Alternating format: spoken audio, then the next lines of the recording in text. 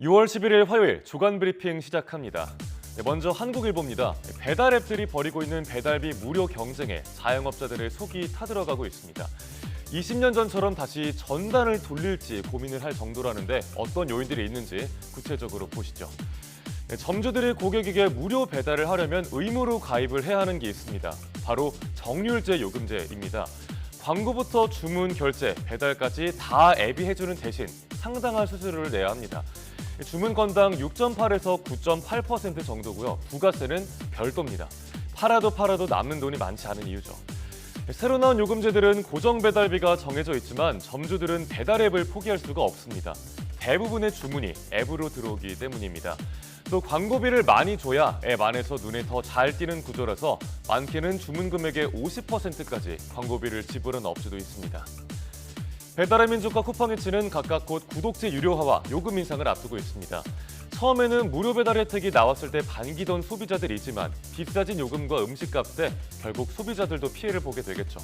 소비자 물가에 상당한 영향을 끼치는 배달 앱에 대해 당국이 안이한 대응을 하고 있다는 지적도 신문은 함께 담고 있습니다. 이어서 건강 관련 기사 하나 보겠습니다. 고기나 술, 달달한 음식 좋아하시는 분들 주목하셔야 하는 내용입니다. 바람만 스쳐도 아프다는 통풍, 요즘 중년 남성뿐만 아니라 2030 환자도 많죠. 치맥보다는 액상과당을 주의해야 한다고 하는데 또 어떤 것들을 조심해야 하는지 보겠습니다. 음주나 과식 등의 식습관과 스트레스 등으로 비만이 증가하면서 통풍 환자도 덩달아 많아졌습니다. 5년 사이에 2030 통풍 환자가 27%나 늘었습니다. 통증의 정도를 0부터 10까지 매겼을 때 출산이 8이면 통풍은 9라고 하니까 그야말로 정말 극심한 아픔이죠.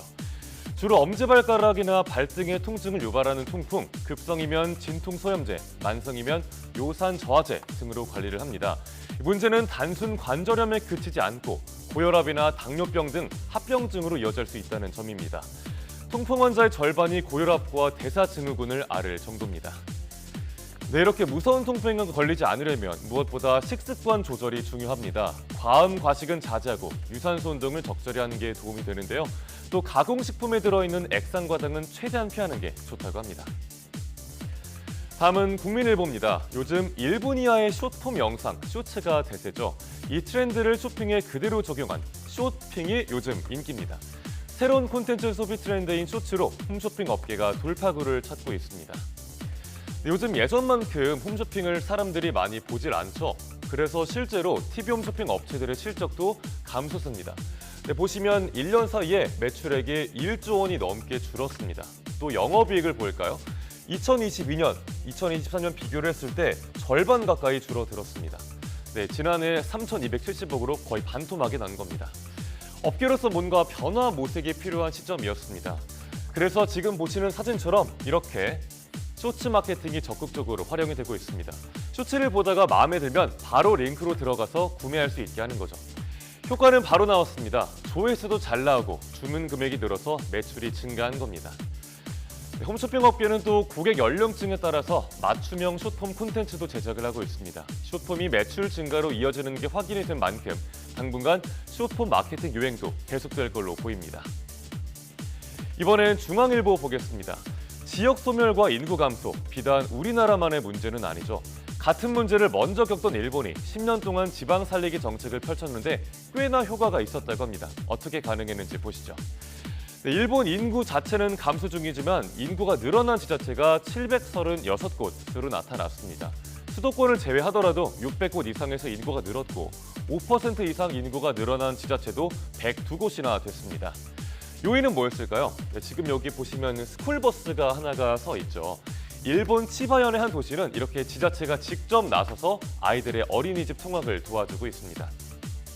네, 이런 육아 지원과 교통 확충이 인구 증가에 많은 도움이 됐다고 일본 정부는 분석을 했습니다. 또 이주 및 취업 지원과 기업 유치 같은 요인도 인구 감소 속도를 늦추는 데 한몫을 했습니다. 네, 우리나라도 지역 소멸 위기가 정말 심각하죠. 참고할 만한 이웃나라 일본의 사례를 소개한 기사였습니다. 마지막으로 조선일보입니다. 네, 태극기 휘날리미와 마지막 황제 또 쇼생크 탈출까지 추억의 명작들이 더 선명해진 4K 화질과 함께 다시 영화관으로 돌아왔습니다. 좋은 영화들이 침체된 극장가의 희망을 불어넣고 있다고 합니다.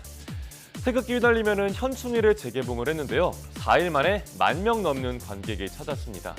단순한 복고 열풍은 아니고 시장 상황과 맞아떨어진 결과입니다. OTT가 일상이 된 요즘 영화관에서는 정말 내 돈 내고 볼 만한 영화를 보려고 하죠. 그래서 검증된 명작을 함께 관람하는 부모와 자녀가 많다고 합니다. 1020 세대에게는 신작을 보는 거랑 다름이 없죠. 또 이미 알려진 작품이라 마케팅도 편하고 배급사들도 비용이 덜 들어서 선호하고 있습니다. 4K 기술력이 뒷받침해주면서 명작 재개봉이 영화계의 트렌드가 됐습니다. 앞으로 또 어떤 추억의 작품들을 극장에서 만날 수 있을지 기대가 됩니다. 6월 11일 아침 신문 살펴봤습니다. 지금까지 조간 브리핑이었습니다.